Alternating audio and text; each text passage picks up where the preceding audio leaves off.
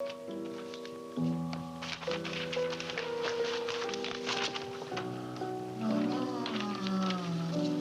guys, welcome back to Pillbox Movies. I'm Hank, and today we're going to be watching the 1963 drama, The Fire Within. This is a film by director Louis Malle. When I first conceived of this channel, I only imagined doing Louis Malle films and specific westerns, and I've done neither. So I guess I'll break that habit now.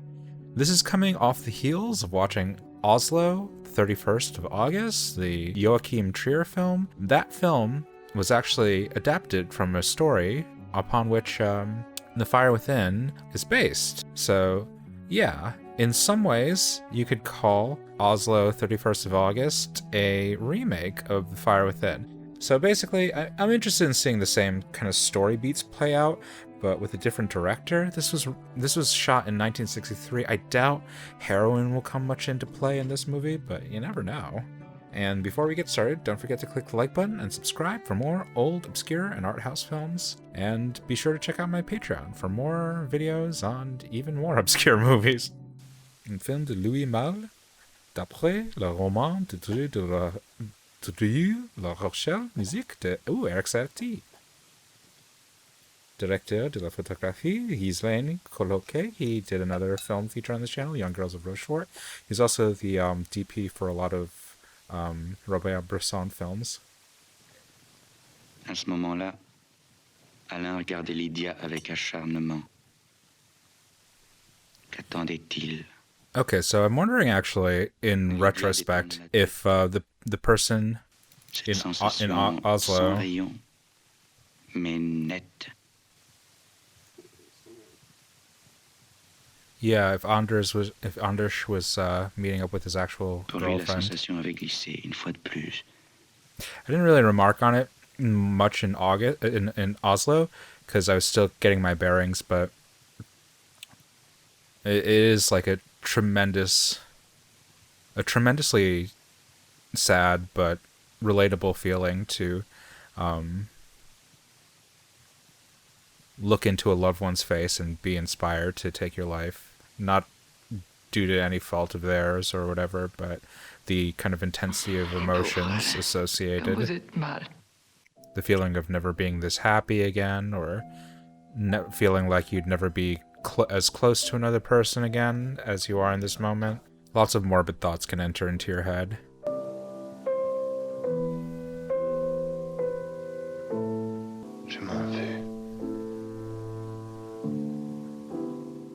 And this is Satie, which Malle would use again to great effect in My Dinner with Andre. Je vous aime d'une façon très particulière. Merci d'être venu. A thing that I'm liking that's kind of passed down between these two performances, Maurice Ronet and Anders Danielsen Lee's, is their kind of diminutiveness. They're kind of, both of them are very kind of introverted and shrink away from topics of conversation or flatterings or the kind of simple pleasures of small talk. Toujours eu envie de vous épouser. Même du temps de Dorothy. Wow. Ooh, it's all Satie. Probably good of Oslo to make the distinction using Brahms. Yes, I know it's Brahms now. 4 mois. Enfin, à peu près. Sans une goutte d'alcool. Okay. So, maybe he's not drugs dependent like Anders was, but I guess both of them were sober. Et maintenant? Maintenant? Rien. Rien. Yeah, I like how deflective he is, just not making eye contact when he makes any kind of response. And she tries to kind of quiz him or interrogate him and making direct eye contact.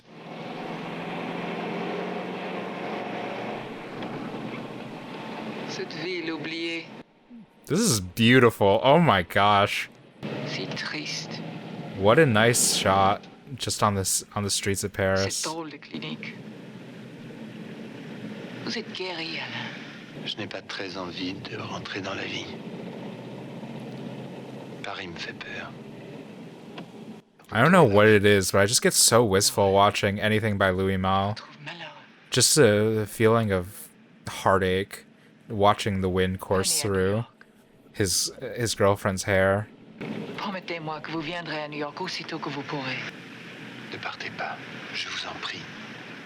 C'est grave. See, this is such an interesting decision, having the window open. In any other production, this would be such a bad idea. The hair's constantly getting into your actor's face. It's like messing up. It's just like messing up the kind of focus of the scene. But it adds this kind of flow, this kind of vitality and organicness to a very kind of closed and constrictive scene. So they actually, the two characters in almost parallel exact framing represent two different ideologies, with him kind of locked up and constricted and her seemingly still Venez vite à New free. York. Pauvre garçon. Pauvre garçon, vous devriez vous coucher cet après-midi, dormir un peu. Oui. Recouchez-vous. Yeah, this is an interesting kind of characterization.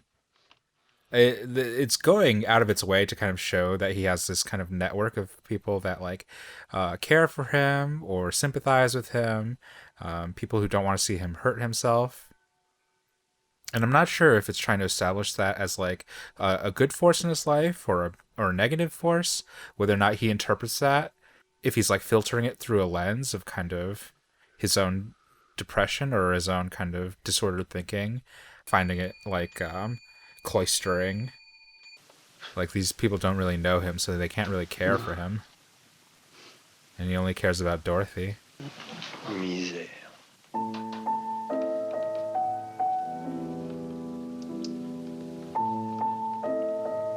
Quelle misère. Yeah, like I said, nobody creates a fetish object like the French.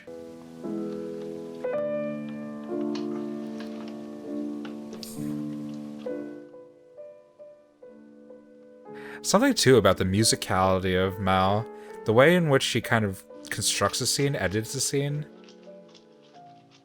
I find it deeply affecting. He certainly has like a rhythm to the way he edits a scene that I find really evocative.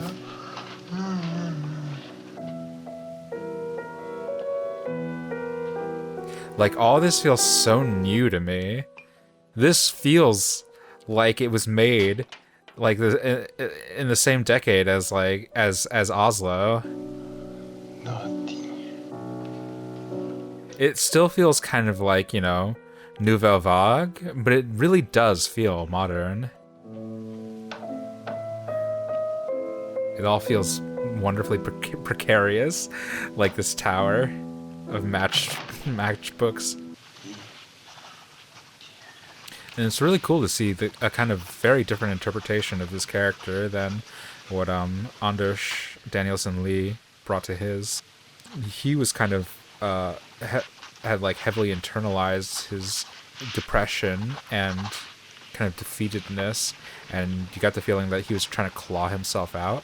And this performance by Maurice Ronet feels kind of like wry and humorous in a way that is kind of like pushing you away, keeping you at an arm's length, and it's kind of burrowing deeper and deeper into his own pathology.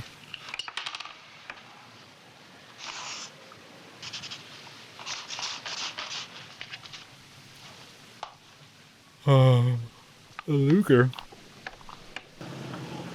Vous dérange? Mais pas du tout, docteur. They should probably check his bags before checking him out. Is he writing a suicide note? Vous étiez à Paris cette nuit. Il faut rattraper le temps perdu. Ben, une fois sorti d'ici, vous allez pouvoir. Vous mettez à la porte, docteur. Ooh, that's a cool eyeline. Going into direct address. Ça fait guérir depuis un bon bout de temps. Like I said, I am wondering whether or not it's intentional, because it's just a very regular kind of human interaction. But seeing how maybe this movie may develop on an idea of of visual contact, whether or not the truth is addressed through direct contact, or if a lie is seen and deflecting from it. Vous aimez votre femme et elle vous aime. C'est ce que vous imaginez?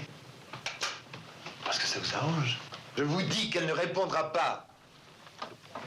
Yeah, it is a really interesting characterization to distinguish between the two performances. He's very active. He's kind of skittish and nervous, and he kind of shies away when somebody's approaching him. Vous avez encore de ces angoisses. Ce ne sont pas des angoisses, docteur. C'est une angoisse perpétuelle. Ma vie, elle ne va pas assez vite en moi. Alors je l'accélère. Demain, je me tue. Yeah, they definitely verbalized the story a bit more strongly than Oslo did, which is sensible given the time. Terminé. And again, a lot of objects in this movie. I don't know what it signifies necessarily, Plutôt ça au fond. but there's a lot of paraphernalia in Alan's Les nuits life. sont terminées. Sois heureuse. He somehow manages to always have that cowlick on the back of his head. Yeah. I feel like Louis Malle was watching a lot of Bresson before he shot this. And again, a lot of the kind of the subtext is communicated through eye contact. In an almost like dialogueless scene, we kind of get the sense of what the teller feels about him, or what he perceives the teller is feeling about him. Again, we have some crooning women around Hélène. Est-ce que Monsieur Bernard habite toujours ici? Oh, mais non, il est parti. Oh, pas longtemps après vous, du reste. Le pauvre, comme il a changé. Son visage. Sa voix. Vous avez remarqué sa voix? Oh, and again, people commenting on the change in his demeanor. This also happened at the dinner scene at the clinic. Monsieur le roi, ça alors? Bonjour, Charlie. Ça alors? Justement, je parlais de vous hier, le dîner avec... This guy's living rent-free in everybody's head. And again, we get a sense of what his past is like at the bar. Everybody knowing everybody knowing Alain from his past life of his kind of carousing. À propos, Madame Leroy est avec vous? Non. Elle est restée en Amérique? Vous avez de la Casselzer. J'ai eu une tête. He's like seeing a younger version of himself, an earlier version of himself. Vous ne me reconnaissez pas? Bostel, Michel Bostel. Vous étiez avec une américaine. Dorothy? J'étais gosse dans ce temps-là. Yes. Il est gentil. Il habite l'hôtel. La même chambre que moi. Yeah. C'est mon successeur, en quelque sorte. Don't say anything after he's left. Please. Please don't make another judgment. Lui qui était si vivant. C'est Alain. Alain? Alain? Oui, Alain. D'abord, dis bonjour, Alain. And in terms of the structuring, we've gotten to his friend with the child a lot later. I guess it's evident that Oslo chose to tell a much more reduced down Toujours story, l'égyptologie. much more De minimal. plus en plus. Vous vous souvenez d'Alain? Du célèbre Alain à qui vous m'avez enlevé? Alain vient déjeuner, je pense. Just the eye, just like the stare down she gives him. Difficile d'être un homme. Il faut avoir envie. J'en ai assez, justement. J'arrête. He's giving everybody ample warning signs. Tu vois, tu es torturé par l'idée des femmes. Aujourd'hui encore, elle me trouve amusant, gentil. Mais tout ça ne suffit pas. Je n'ai pas de prise sur elle. Pourtant, il n'y a que par les femmes que j'ai eu un peu l'impression d'avoir prise sur les choses. I kind of like, maybe this was something that I have a hard time figuring out whether or not Oslo directly used or rejected or things that are present in The Fire Within, but something that's definitely present in both of them is this kind of elliptical cutting, I guess, within this scene between Hélène and Dubourg. This kind of cutting past transition periods and just kind of stuttering ahead into future times. The same thing happens in Oslo, where it almost seems like they're talking the entire day. The way cuts happen haphazardly between different locations, different lightings, like times of day, suggestions of times of day, different points in their conversation. I don't think I would ever have this experience in New York, but maybe I just haven't made enough friends. The idea of you walking into your old stomping grounds and having everybody recognize you is once again a very wistful, but perhaps remorseful feeling. All these people know you, but the person they know is like the old version of you, the presentation of you, the version of you that exists in their imagination. And none of them can properly reconcile themselves with the you as they exist now. Est en américaine de cauchemar. Cauchemar. Jesus. Nos amis sont extraordinaires. Ils s'imaginent que le temps les change. Alors ils s'agitent bêtement, ils font n'importe quoi. Des enfants, des affaires, des bouquins. Ou ils se tuent. Et toi? Moi, abandonné, ruiné, entièrement ravagé, inaltérable. That's how I describe Jean Moreau, I guess. Le sommeil. Je ne crois plus qu'au sommeil. Et Carla, où est-elle? Elle s'est tuée. L'année dernière en voiture. Christ. Everybody in his life is either dead or has either compromised or is dead. I can't really say I have the same experience, but I guess equivalent or comparable on my side is if you live in New York long enough, you have the friends who stayed, who kind of rooted themselves in, the people who perhaps aren't successful but are surviving, and then you have the people who realize that whatever kind of small crumbs that you amass while living here aren't enough and inevitably move away. Some of the nicest people, the people I have the most hope for, the people I thought were the most charming or the most talented, have moved away. Pour ne pas laisser toute cette pauvre humanité seule dans son malheur. This is a great location.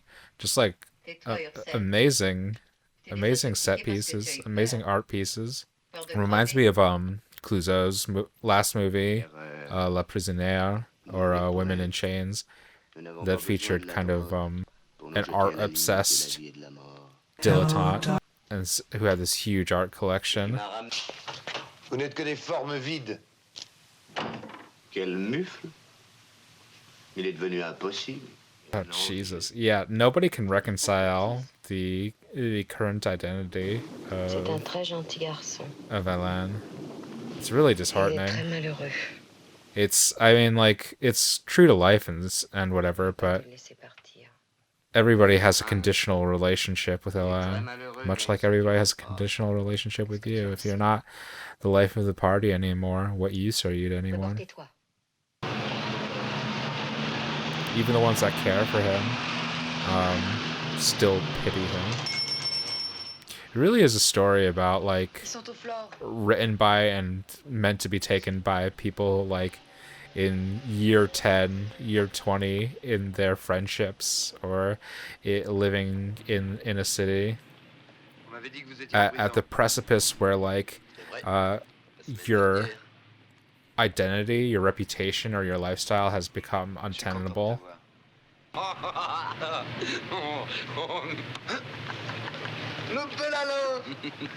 Alain Leroy, petit camarade du Tchébel, des mauvais lieux de la rive gauche. Bon officier dans son temps, pas compter sur lui. Dommage. Mais continuez votre action maintenant, c'est grotesque. C'est stupide. Vous êtes des boy scouts. Tu ne sais pas de quoi tu parles. Quand tout sera fini, on ira faire une grande virée, comme au bon vieux temps. Just so cool to see these movies that are really like shot in their locations, like really shot in Oslo, really shot in Paris. You can barely get a glimpse of that in modern movies. It really does capture an era.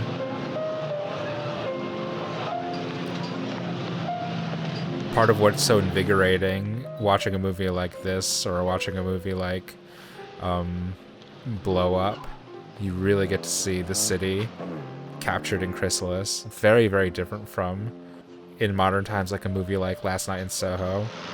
I understand that's part of the message of Last Night in Soho, that you can't really recapture a different era, but there's just something so invigorating in seeing like real life, real things happening in a movie like this. It's really interesting getting into Alain's head in comparison to Anders. Anders felt so like sympathetic to all these people, but so and yet so distant. And for me, Alain feels like uncomfortably close up to everybody.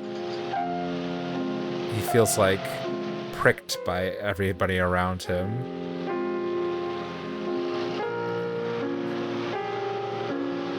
Like, I really do get a feeling of Alain's anxiety. It's such a sad revelation of character, given his popularity, his playboy status, for him to be at such a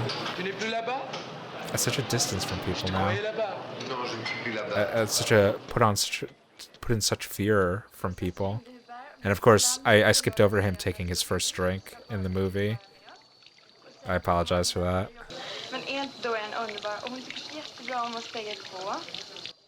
Keep seeing these like younger phantoms. Yeah, the non dialogue kind of storytelling that's going on in this. It's really powerful. You're just constantly seeing younger versions of himself. Versions of himself before the fall, versions of himself before the compromise, before the illness, the sickness, the malady.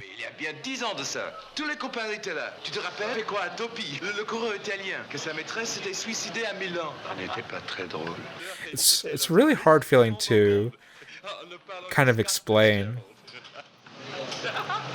You'll get it when you're older, but this feeling that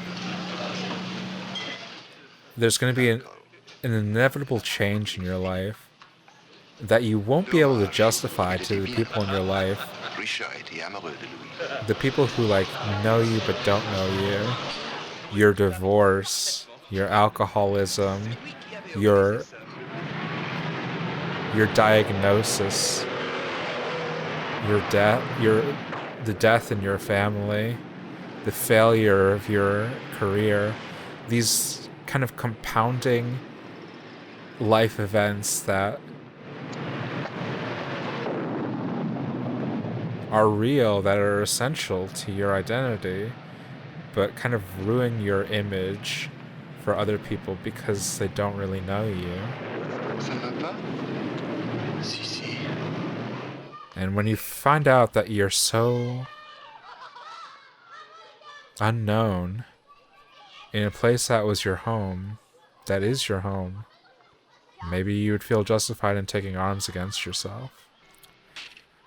The deeper I watch, the more I watch this story, the deeper I fall into it, the more I understand it. When I watched Oslo, I kind of pictured it as like a young man experiencing, chemical depression, physical depression. I kind of understood it from that context, but it wasn't as relatable. But seeing it reflected now in this one as well, I kind of get the deeper sense of it as being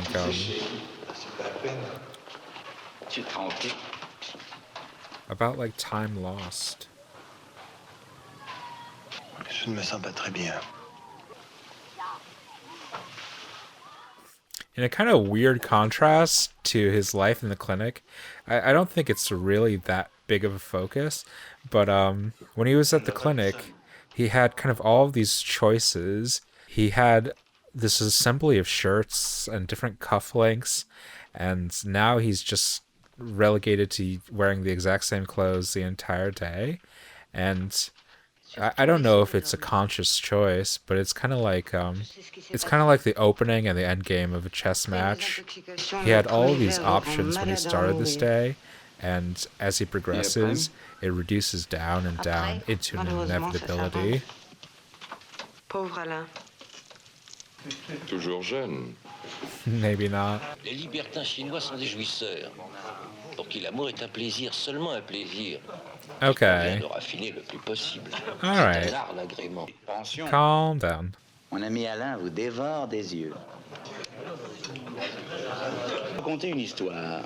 It's one of those types of parties, I guess, where everybody's trying to pick a fight with everybody. Un jeune homme allongé sur la tombe du soldat inconnu. Sa montre, son portefeuille et son mouchoir à côté de la flamme. Comme à côté de son bougeoir sur la table. I like for this era, the kind of roaming camera. I think it's good in terms of getting into Ellen's head. I'll say from an aesthetic point of view, I do prefer like that. Malle eventually calms down with that.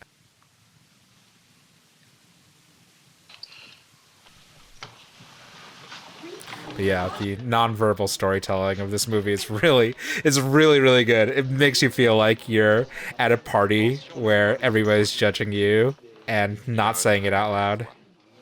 Voilà donc le fabuleux, le légendaire, l'irrésistible Alain Leroy. Ne soyez pas méchant. Il n'est pas en forme aujourd'hui. Dites-lui un mot gentil. Je le blesserai encore plus. Jesus Christ. Nous pouvons nous aider? Such a mean party. And you definitely get a different impression of the girl that's flirting with Alain from the girl who's flirting with Anders. The girl who's flirting with Anders wanted to get with him because he was like sexually mysterious and intriguing. And the girl who flirts with Alain kind of realizes that he may be in a good social standing and may perhaps be able to elevate her own standing. She doesn't know that he's damaged goods.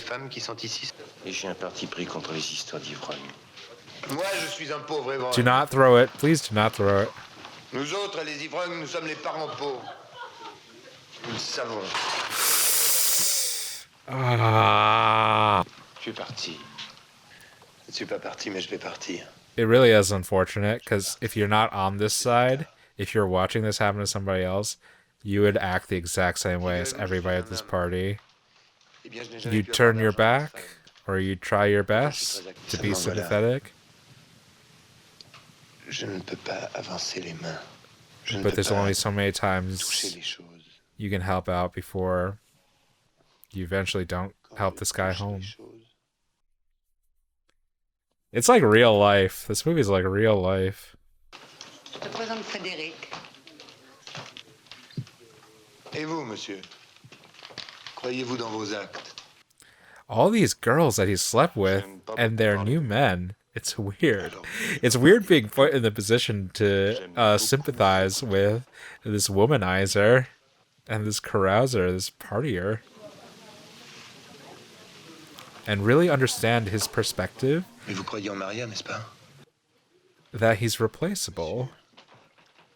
And that he's replaceable, not just that he's replaceable, but that he's replaceable by all these other replaceable people, these indistinguishable people, these people who look exactly like the next person and have no distinguishing characteristics whatsoever. And you realize none of this was important. Je ne peux pas vouloir. Je ne peux même pas désirer. None of these people were important. You weren't important to these people because these people have nobody important in their lives. Qu'est-ce qu'il y a, mon petit Alain? Vous êtes un peu gris et bien triste. Qu'est-ce qu'il y a encore? Solange. Solange. Tu es la vie. Je ne peux pas te toucher. C'est atroce. Tu es là devant moi. Et pas moyen. This is real life. Avec la mort. This is real life. You should check out The Fire Within and Oslo, 31st of August. Really, I wasn't expecting I'd say this.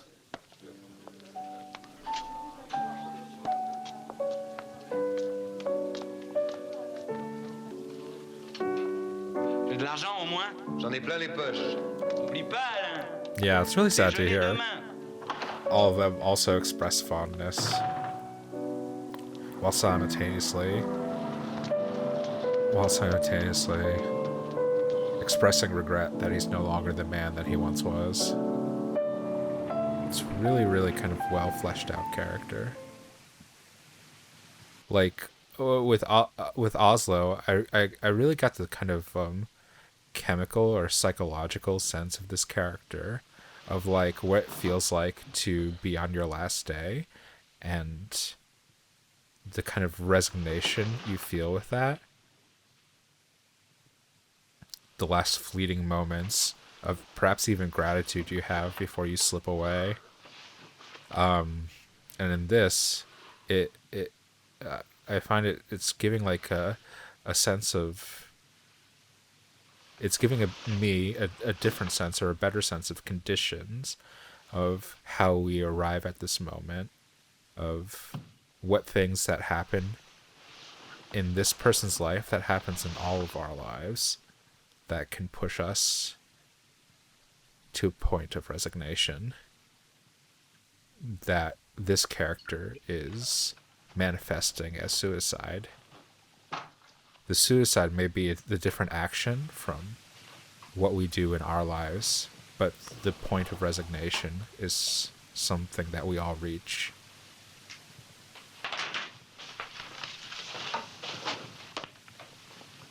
All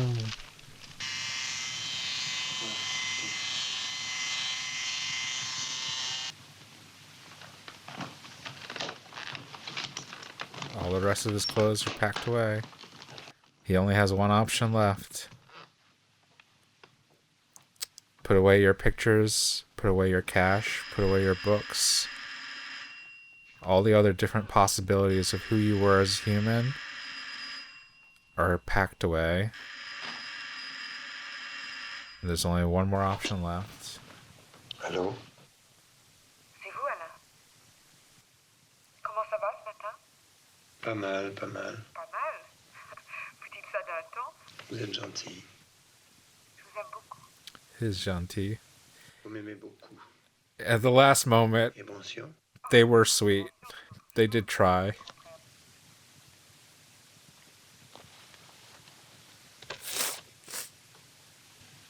And then he shoots his heart. He shoots the thing that has caused him all his pain.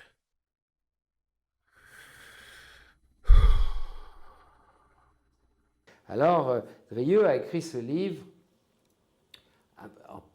avec une référence précise à Jacques Rigaud. Alors, moi, j'avais cette espèce de ligne de Rigaud, de Drieux-La Rochelle, qui s'est lui-même suicidé en 1945, moi-même, qui venais d'avoir 30 ans et qui pensais que ma vie était finie, et Maurice Ronet. Donc, je pensais qu'il y avait une affinité entre ces différents destins, et donc ça paraissait logique. Mais je trouvais que c'était trop... Yeah. Okay, yeah. So Louis Malle made this like on the precipice of being 30 and feeling like his life was over. And apparently, Drew de La Rochelle also committed suicide, the author of Will-O-Wisps, and based it on a surrealist poet he knew, Jacques Rigaud, who also committed suicide at 28. Yeah, this definitely felt like a kind of a turning point kind of movie. The kind of movie or story that a young man at the terminus of his youth kind of conceptualizes looking back on their lives. Yeah, apparently Louis Malle strongly identified with this film and kind of like thought of the characters like a self-insert or semi-autobiographical. So there are elements of that kind of personalization to this version. And apparently he made Maurice Ronet lose 45 pounds to play the role, which is just like outrageous, absolutely outrageous. Yeah, you can kind of read this narrative as a somewhat boilerplate. Like, you've seen the drama about the kind of despairing young man. And that's fine. If the story doesn't resonate with you, that's completely legitimate. Seeing all these different iterations of this story has kind of brought me closer to its core, or at least kind of like found my in and what I resonate with in terms of this story. It's been really kind of gratifying to kind of see it played out across different cultures and framed by different artists, seeing where their kind of sympathies and their interests lie with the story. I think there's a really beautiful quality to Oslo and Joachim Trier's treatment that seemingly no one is really to blame in that story. Everybody is sympathetic. Everybody is trying their best on behalf of Anders. And Anders has something inimitable in him that he just has to die. He just can't go on living. And I found things incredibly poetic and sympathetic in that rendition of the story. Not only sympathetic to both Anders and to all of his friends and his like valences, the people in his life. Nobody wished him harm in that story. It was just something that he was resigned to. And in The Fire Within, it wasn't so much the poeticism of it that I resonated with. It was telling a real story for me, a real story of something that happens to a lot of people that I know, that has happened to myself. Maybe that happens to everybody, of coming to an age and reaching the end point of who you were and being a new person, and maybe being unable to reconcile that new person with who you once were, with the people around you who only know you for the person that you used to be, the people that kind of define you based on your reputation, based on how they knew you, and have a conditional relationship with you, that their devotion to you or their interest in you lies only in you maintaining or accelerating the kind of brand or reputation that you had built up with them previously. I think this is part of what makes it so exhausting to live in a city like New York. You build up friends, you build up relationships, you cultivate a community based on the most burnished version of yourself, the thinnest, the most beautiful, the most eccentric, the most successful. And if you're lucky, you can maintain that ruse for as long as possible. But for most of us, we're plain living, ordinary citizens, and we can't keep doing that. And our friends can't keep doing that either. And so your friend groups get smaller and smaller. You watch many people that you love or admire move away, or you lose contact with them for whatever reason. And you hit an age where you just don't quite know as many people anymore. And you feel like you've laid down a track that you're going to have to follow for the rest of your life.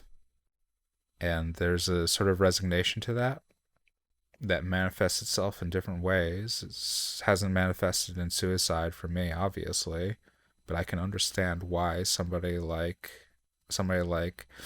Alain would reach that conclusion. Because suddenly everybody that he knew views him as a stranger or as a shadow of the person that he was. And that's grim. I was more affected by this than I thought I would be. Really. I thought I would comment on the artistic decisions in this movie and leave the story at a distance as kind of just the frame on which to hang the aesthetic decisions. But I really resonated with the story. It felt more personal to Louis Malle at 30 years old than I really expected it to be. Yeah, that was The Fire Within. I'm going to take some time to think about it. I'd really recommend you watch both of these in retrospect now. You really should check out The Fire Within, and you should check out Oslo, August 31st. It might seem like, just grim French malaise or despondent, ineffable Norwegian attitudes, but there is something real behind it. The person who wrote this story based it on his friend who killed himself, and he killed himself later in life. It's a grim kind of legacy, but there is a real legacy of despair and suicide in this story. And I think that should be given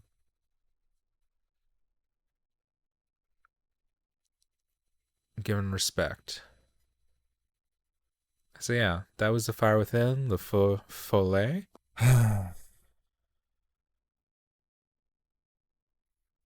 You know all that. You know all this stuff. Until next time, keep watching good movies.